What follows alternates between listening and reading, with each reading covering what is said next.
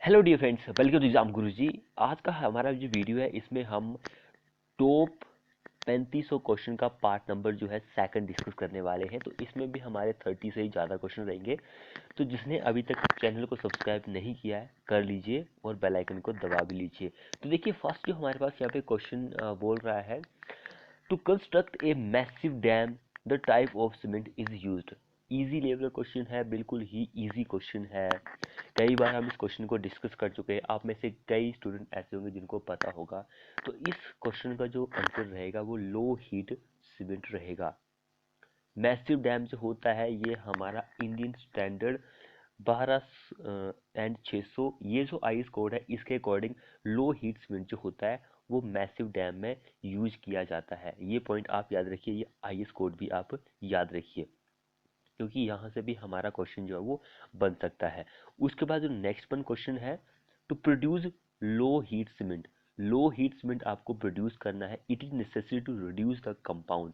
लो heat cement आपको बनाना है तो आप किसको रिड्यूस करेंगे? सो क्वेश्चन क्या बोल रहा है next, to produce a low heat cement. हमने ये क्वेश्चन पढ़ लिया है। तो क्वेश्चन सबसे पहले क्वेश्चन जो है बहुत ही इंपॉर्टेंट है। आप सभी को ये पता होना चाहिए कि सीमेंट के कितने कंपाउंड होते हैं। सीमेंट के 4 कंपाउंड होते हैं, tricalcium silicate, dicalcium silicate, tricalcium aluminate, tetracalcium aluminate ferrite. ये 4 कंपाउंड होते हैं। और यहाँ पे बोल रहा है कि भाई हमें लो हीट चाहिए।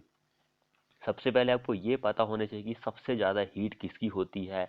इसका क्रम जो होता है एग्जाम में, इसको लेकर भी क्वेश्चन कई बार आपको देखने को मिला है।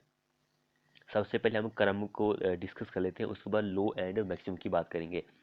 तो इसका क्रम अगर हम देखते हैं तो ट्रीकैल्शियम एल्यूमिनेट जो होता है इसमें सबसे ज़्यादा आपको हीट देखने को मिलती है। फिर ट्रीकैल्शियम सिलिकेट होता है उसमें देखने को मिलती है। फिर टेट्राकैल्शियम एल्यूमिनेट फेराइट में देखने को मिलती है। एंड लास्ट वन जो होता है वो डाइकैल्शियम सिलिकेट होता है। तो ये इसका क्रम हो गया। अब यहाँ पे लो हीट पूछ रहा है तो किसका कंटेंट आपको रिड्यूस करना है। सबसे ज़्यादा कंटेंट किसका होता है? ये सबसे ज़्यादा होता है ट्रीकैल्शियम एल्यूमिनेट। अगर आप इसको रिड्यूस कर देंगे तो हमें क्या मिल जाएगा? लो हीट सीमेंट मिल जाएगा। ऑप्शन सी हमारा इस क्वेश्चन में आंसर बन जाएगा। ये क्रम भी आप याद रखिए, मैक्सिमम किस में होती है, मिनिमम किस में होती है हीट। तो ये दोनों चीज़ें भी इंपॉर्टेंट है। अब अगला क्वेश्चन देखिए यहाँ पर, सैंड रिक्वायर्ड ए हाई वाटर सीमेंट रेशो। देखिए हाई वाटर सीमेंट रेशो किस सैंड के लिए रिक्वायर्ड होता है, जो बिलोंग करता है कौन सी जोन से, कौन सी जोन से वो बिलोंग करता है। तो देखिए जोन 1 जो होती है इसमें कौन आता है? कोर्सर सैंड आता है। कोर्सर सैंड जो होता है, कोर्स एग्रीगेट, इसमें आते हैं, जोन 1 में आते हैं। सैंड जो होता है वो जोन 4 में आता है। सैंड जो होता है इसका जो सरफेस एरिया होता है बहुत ही क्या होता है, ज़्यादा होता है। ये पॉइंट आप पता होना चाहिए। तो इसमें क्या होता है कि पानी जो होता है आपको ज़्यादा लगता है। ऑप्शन डी हमारा इस क्वेश्चन में आंसर हो जाएगा। आप इन दोनों को भी याद रखिए कि भाई जोन 1 में कोर्स आता है एंड 4 में क्या आता है, फाइन सैंड आते हैं, क्योंकि इसको लेकर भी एग्जाम में कई बार क्वेश्चन देखने को मिला है।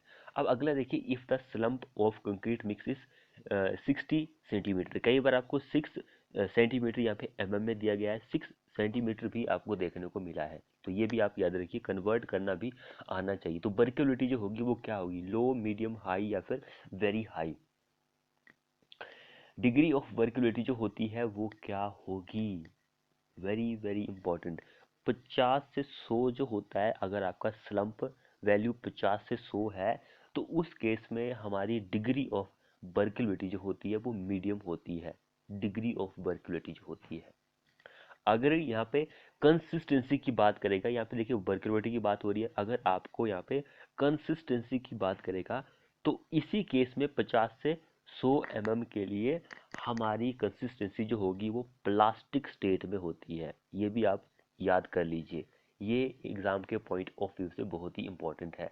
अब मैं अपने कम्युनिटी सेक्शन में इसको प्रोवाइड कर दूंगा कि भाई अगर आपकी स्लम्प वैल्यू इतनी है तो आपका कौन सी प्लास्टिक कंसिस्टेंसी होगी, वर्किबिलिटी कौन सी होगी, ये भी इंपॉर्टेंट है।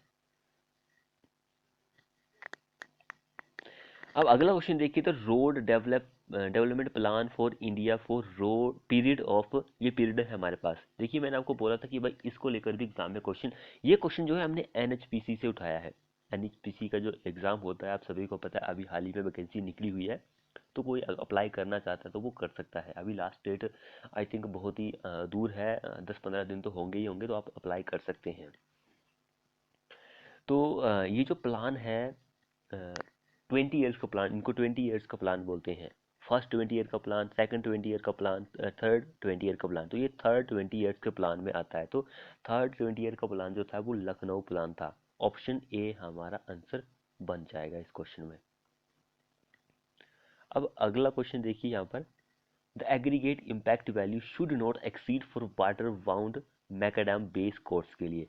बेस कोर्स जो होता है उसके लिए वाटर बाउंड मैकाडैम की वैल्यू जो होती है, एग्रीगेट की इम्पैक्ट वैल्यू जो होती है वो एक्सीड नहीं होनी चाहिए 27, 30, 40 या फिर 35%, कितनी से एक्सीड नहीं होनी चाहिए। वाटर बाउंड ये इसकी अगर हम बात करेंगे तो इसके लिए वैल्यू जो होती है वो 40% से एक्सीड नहीं होनी चाहिए। यहाँ पर वाटर बाउंड के लिए पूछा गया था, अगर आपके पास बिचुमिनस बाउंड मैकाडैम रोड जो होती है, बिचुमिनस बाउंड मैकाडैम रोड जो होती है उसके लिए 35 होती है। और ये सरफेसिंग बिचुमिनस सरफेसिंग इसके साथ साथ जो वाटर बाउंड मैकाडैम होता है उसके लिए होती है ये। तो ये दोनों पॉइंट में आपको कंफ्यूज नहीं होना है। ये तो सभी को पता है कि भाई बेरिंग कोर्स के लिए ये वाली इम्पैक्ट वैल्यू होती है, ये भी आपको पता होना जरूरी है। 45 भी होती है, वो सीमेंट कंक्रीट के लिए होती है 45 जो होती है। अब अगला क्वेश्चन देखिए यहाँ पर, the longitudinal coefficient of friction highway for calculation of stopping side distance जो होती है जियोमेट्रिकल डिजाइन इज, कितनी होती है। लॉन्गिट्यूडिनल कोएफिशिएंट ऑफ फ्रिक्शन जो होता है वो कितना होता है, 0.35 से 0.4 होता है। अगर आप लैटरल फ्रिक्शन की बात करेंगे, लैटरल फ्रिक्शन जो होता है वो 0.15 होता है। यहाँ पे लॉन्गिट्यूडिनल के बारे में पूछा गया तो हमारा बी आंसर हो जाएगा। लैटरल के बारे में आप देख लीजिए, लैटरल कोएफिशिएंट फ्रिक्शन 0.15 होता है। इसको लेकर भी एग्जाम में क्वेश्चन बन सकता है। उसके बाद नेक्स्ट वन क्वेश्चन देखिए, stopping side distance depend upon. Stopping side distance जो होती है किस पर डिपेंड करती है। तो स्टॉपिंग साइड डिस्टेंस की अगर हम बात करेंगे तो आपके व्हीकल जो है उसकी स्पीड कितनी है इस पर डिपेंड करेगी। बाकी ये कोई और नहीं कि भाई हमारा व्हीकल कैसा है, भाई टाइप ऑफ रोड कैसी है, ये ट्रेन कैसा है, ये कोई मैटर नहीं करता है, स्पीड मैटर करती है। आपके अगर गाड़ी में ब्रेक जो है वो काम ही नहीं करेगी तो क्या, इस पर ही डिपेंड करेगी स्टॉपिंग साइड डिस्टेंस जो होती है, तभी आप ब्रेक लगा पाएंगे। अब अगला क्वेश्चन देखिए, ये एक क्या पूछा गया है, न्यूमेरिकल की फॉर्म में तो नहीं पूछा गया है, लेकिन फिर भी आपको पता होना जरूरी है। तो क्वेश्चन क्या बोल रहा है यहाँ पर, the value of rigidity factor. Rigidity factor जो होती है उसकी वैल्यू पूछ रहा है फॉर डिजाइन पर्पज के लिए। रिजिडिटी फैक्टर की डिजाइन वैल्यू पूछ रहा है if the tyre pressure is greater than 0.7 mega pascal is. Rigidity factor की वैल्यू पूछ रहा है, इसको आप आर एफ से डिनोट कर सकते हैं। ये एक रिप्रेजेंटेटिव फ्रैक्शन नहीं है, ये रिजिडिटी फैक्टर है आर एफ का मतलब। तो इसको भी आप ध्यान रखिए, एग्जाम में क्वेश्चन आपका बन सकता है। तो क्या आंसर रहेगा इस क्वेश्चन का। ये जो होता है रिजिडिटी फैक्टर जो होता है इसको आप कठोर भी बोल सकते हैं, कठोरता, कठोरता दबाव भी बोल सकते हैं, कठोर का कारक भी बोल सकते हैं, ये भी आप याद रखिए। अब यहाँ पे देखिए ट्रिक मैं आपको बताता हूँ इस क्वेश्चन को सॉल्व करने के लिए, क्योंकि इस क्वेश्चन से 3 क्वेश्चन हमारे बनते हैं। If the tyre pressure is greater than 0.7 mega pascal then rigidity factor जो होता है वो कम होता है 1 से कम होता है। यहाँ पे ग्रेटर देन है तो आपको उल्टा कर देना है, वो भाई 1 से कम होगा। अगर आपका जो टायर का प्रेशर है वो लेस देन है 0.7, तो रिजिडिटी फैक्टर जो होता है वो ग्रेटर देन 1 होता है। तो यहाँ पे उल्टा कर देना है। उसके बाद अगर आपका टायर का प्रेशर जो है वो 0.7 है, यानी कि इक्वल टू 7 है, तो हमारा रिजिडिटी फैक्टर भी 1 के बराबर ही होगा। तो इस चीज़ को आप याद रखिए। तो इस क्वेश्चन में हमारा आंसर जो होगा लेस देन 1 हो जाएगा, क्योंकि ग्रेटर देन है तो लेस देन उल्टा कर दिया हमने। तो ये ट्रिक जो है सभी के लिए इंपॉर्टेंट है। अब यहाँ पे देखिए न्यूमेरिकल पूछा गया है, what is the psychological widening of a pavement on horizontal curve of radius 230 metre for ruling speed 80 kilometre hour. सबसे पहले आपको वाइडनिंग के बारे में पता होना चाहिए। वाइडनिंग जो होती है दो तरह की होती है, एक साइकोलॉजिकल वाइडनिंग, दूसरी जो होती है वो मैकेनिकल वाइडनिंग होती है। वाइडनिंग जो होती है वो हमेशा अंदर की तरफ प्रोवाइड की जाती है, अंदर की तरफ। जो कर्व होता है, ये हिली एरिया वालों को ज़्यादा पता होगा कि भाई जो अंदर की तरफ ये प्रोवाइड की जाती है, बाहर की तरफ नहीं प्रोवाइड की, इनर साइड ये प्रोवाइड की जाती है। ओके, तो अब यहाँ पे साइकोलॉजिकल वाइडनिंग को फाइंड आउट करने के लिए बोला गया है, तो इसका जो फॉर्मूला होता है V/9.5 अंडर रूट आर।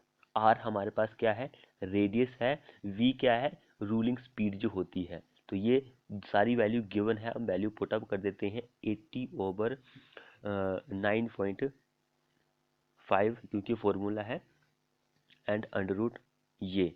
तो इसको फाइंड आउट करेंगे तो हमारे पास जो आंसर आएगा वो ये 144 ये आ गया। तो इसको अब काटेंगे तो 0.55 मीटर हमारे पास आ गया।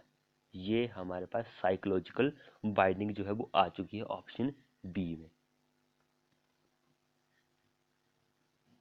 उसके बाद नेक्स्ट में क्वेश्चन देखिए, traffic sign classified into which category. Traffic sign जो होते हैं उसको क्लासिफाइड किया गया है विच कैटेगरी में। अब सभी को पता है कि भाई जो साइन होते हैं वो तीन तरह के होते हैं। मैंडेटरी साइन हो गया, वार्निंग साइन हो गया, इन्फॉर्मेटरी साइन। तो देखिए कौन कौन से यहाँ पे दिए गए हैं। हमारा जो आंसर रहेगा ऑप्शन नंबर बी रहेगा। Regulatory sign, warning sign, informatory sign, ये तीन तरह के साइन होते हैं, सभी को पता है। अगला क्वेश्चन देखिए, specific speed of pure bitumen is in the range of. Pure bitumen जो होती है उसकी स्पेसिफिक ग्रेविटी जो होती है वो कितनी होती है, उसकी रेंज हमें बतानी है। तो यहाँ पर अगर प्योर बिटुमन की या फिर सिंपली बिटुमन की बात करेंगे तो इसकी स्पेसिफिक ग्रेविटी जो होती है 0.79 से लेकर जो होती है 1.02, ये इसकी स्पेसिफिक ग्रेविटी होती है। ऑप्शन नंबर ए हमारा आंसर हो जाएगा।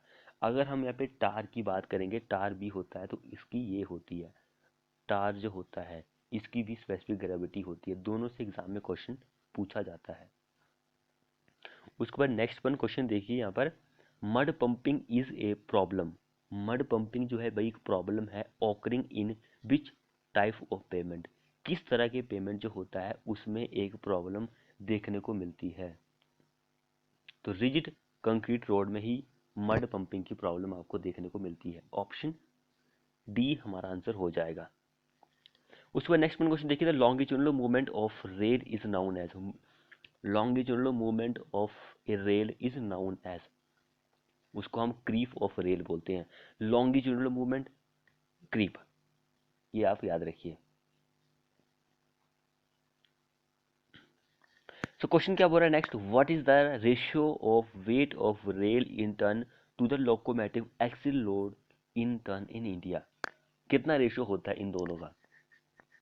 तो इन दोनों का जो रेशियो होता है 1 ये वाला, ऑप्शन ए हमारा इस क्वेश्चन में आंसर हो जाएगा। 1/512 होता है, 1/512। यहाँ पे नियर बाय ऑप्शन दिया गया है। उसके बाद नेक्स्ट वन क्वेश्चन क्या बोल रहा है, the standard size of wooden sleeper for broad gauge के लिए।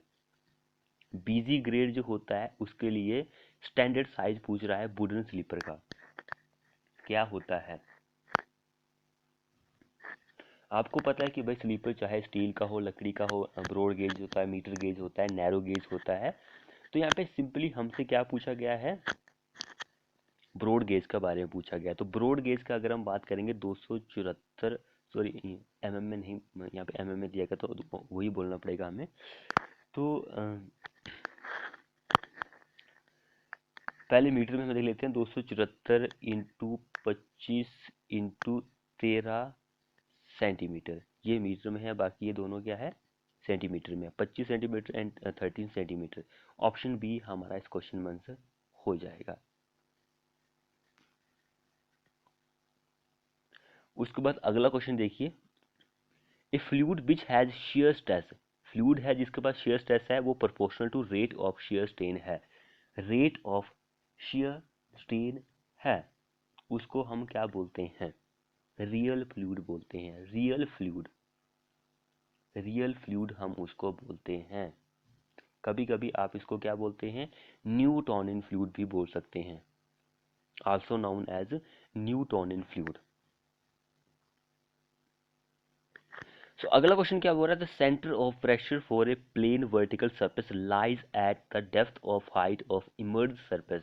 तो वो कितना होता है, 2/3 होता है, 2/3 होता है। अगला क्वेश्चन देखिए, piezometer is use to measure. Piezometer जो होती है उसको हम यूज करते हैं ताकि वो मेजर कर सके, किसको वो मेजर कर सके। तो पीजोमीटर जो होती है वो पाइप में प्रेशर जो होता है या फिर चैनल में प्रेशर जो होता है उसको मेजर कर सकती है। तो पीजोमीटर जो होता है वैसे पाइप में ही प्रेशर को मेजर करती है, चैनल भी दिया गया है, कोई बात नहीं, एक ही बात है। तो ये एक जनरल क्या होती है, जो ग्लास होता है उसकी एक नली होती है, ट्यूब जैसी होती है। एंड इसके अगर डायमीटर की बात करें तो वो 13 mm इसका डायमीटर होता है, 13 मिलीमीटर इसका डायमीटर, इससे कम नहीं होना चाहिए, ये पॉइंट भी आप याद रखिए। उसके बाद अगला क्वेश्चन बोल रहा है, बेंचुरीमीटर इज ए डिवाइस। बेंचुरीमीटर एक डिवाइस है, उसको हम यूज करते हैं ताकि वो मेजर कर सके, किसको वो मेजर कर सके। बेंचुरीमीटर जो होता है उस वो पाइप में रेट ऑफ फ्लो या फिर डिस्चार्ज जो होता है उसको मेजर करता है। एक बेंचुरी फ्लूम होता है वो रेट ऑफ फ्लो या फिर डिस्चार्ज को करता है, लेकिन वो ओपन चैनल जो होता है उसमें करता है, चैनल में जो होता है उसमें करता है, नदी नाले वगैरह में करता है बेंचुरी फ्लूम। ऑप्शन बी हमारा इस क्वेश्चन के लिए आंसर हो जाएगा। उसके बाद अगला देखिए, ए flow in which at any point in the flowing fluid varies characteristics such the velocity, pressure, density, temperature etc. do not change with time। Time के साथ वो चेंज नहीं हो रहे हैं, तो उसको हम क्या बोलते हैं, स्टीडी फ्लो बोलते हैं। ये जितने भी दिए गए हैं, वेलोसिटी, प्रेशर, डेंसिटी, टेम्परेचर, ये जो है do not change with time, उसको हम स्टीडी फ्लो बोलते हैं। जिसने अभी तक चैनल को सब्सक्राइब नहीं किया है वो कर लीजिए। अगला क्वेश्चन देखिए यहाँ पर, Preston tube is use to measure. Preston एक ट्यूब होती है जिसको हम यूज करते हैं ताकि वो मेजर कर सके, किसको, बाउंड्री शियर स्ट्रेस जो होता है, बाउंड्री शियर स्ट्रेस जो होता है वो प्रेस्टन ट्यूब के द्वारा ही मेजर किया जाता है। अगला क्वेश्चन देखिए, the line that gives the sum of pressure head, datum head and kinetic head of a flowing fluid in a pipe with respect to some reference line is called। उसको हम बोलते हैं total head line, total head line हम उसको बोलते हैं।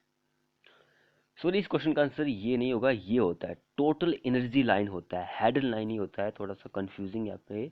Option A हमारा इस क्वेश्चन में आंसर हो जाएगा। उसके बाद अगला क्वेश्चन देखिए, venturimeter is based on the principle of.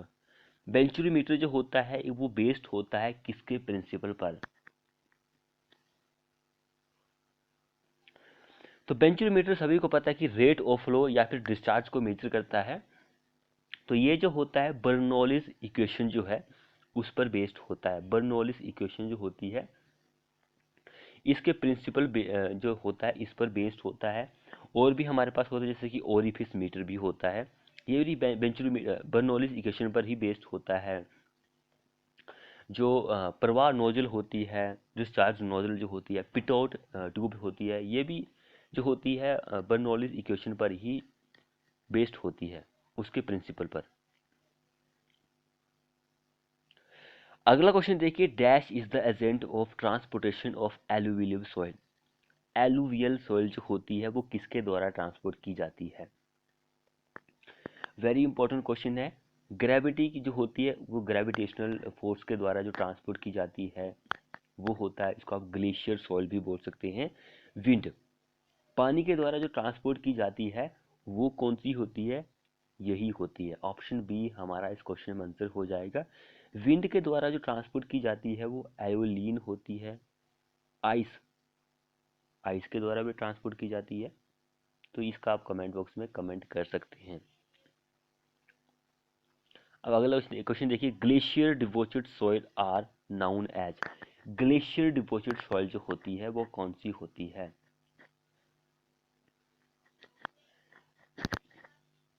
Glacier के द्वारा जो ट्रांसपोर्ट की जाती है वो कौन सी होती है? वो होती है टिल या फिर लियोस, ये होती है। दोनों को आप याद कर सकते हैं। ऑप्शन डी हमारा इस क्वेश्चन में आंसर हो जाएगा।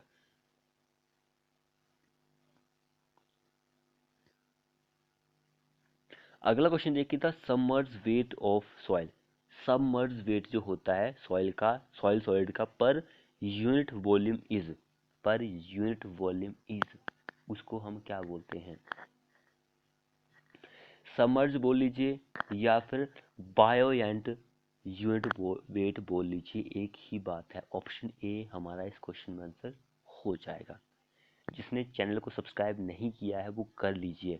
उसके बाद नेक्स्ट मोस्ट इम्पोर्टेंट क्वेश्चन है ये, स्पेसिफिक ग्रेविटी जो है। आप सभी को पता है कि किसी न किसी की स्पेसिफिक ग्रेविटी होती है, स्टोन हो, सीमेंट हो, एग्रीगेट हो, कोई भी हो, सोइल की भी होती है भाई। तो क्या होती है, यही पूछ रहा है कि सोइल की क्या होती है। अगर आप सॉइल की बात करेंगे तो 2.6 से लेकर 2.7 इसकी स्पेसिफिक ग्रेविटी होती है। ऑप्शन हमारा डी इस क्वेश्चन में आंसर हो जाएगा। 2.5 से ज़्यादा होती है मोस्ट ऑफ सॉइल के लिए, मोस्ट सॉइल के लिए, अधिकतर सॉइल के लिए 2.5 से ज़्यादा होती है।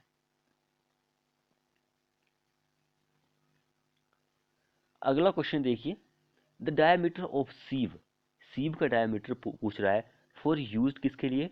Finding liquid limit. Liquid limit आपको फाइंड आउट करनी है तो सीव का डायमीटर जो होता है वो कितना होता है? सीव का डायमीटर कितना होता है? सीव का डायमीटर 425 माइक्रोन होता है। तब आप लिक्विड लिमिट जो होती है उसको फाइंड आउट कर सकते हैं। अगला और लास्ट क्वेश्चन देखिए हमारे इस वीडियो का, what does symbol SP indicate. Symbol है एक एसपी, उसका क्या मतलब होता है, वो क्या दर्शाता है? एसपी जो होता है वो पुअरली ग्रेडेड सैंड कहलाता है। सैंड जो है भाई हमारा पुअर है, एसपी सैंड जो है भाई पुअर है। उसके बाद और भी बहुत सारे होते हैं, जैसे वेल ग्रेडेड सैंड होता है ये वाला। तो ये जो होता है सैंड जो है हमारा भाई वेल ग्रेडेड है, सैंड जो है वेल ग्रेडेड है। तो ये चीज़ सारी आपको पता होनी जरूरी है। उसके बाद एक एस सी बी सिंबल होता है भाई, हमारा जो सैंड है वो क्लेई है, एस सी, ओके। एक एस एम बी होता है भाई, हमारा जो सैंड है वो क्या है? सिल्टी है। एम क्या होता है? सिल्ट होता है। ये सारे सिंबल आपको पता होने जरूरी है। तो ये थे हमारे most expected 30 question part second के। आपको हमारी वीडियो कैसी लगी? वीडियो को अपने दोस्तों के साथ शेयर करें। चैनल को सब्सक्राइब नहीं किया है तो कर लीजिए और साथ में बेल आइकन को दबा लीजिए। मिलते हैं नेक्स्ट वीडियो में।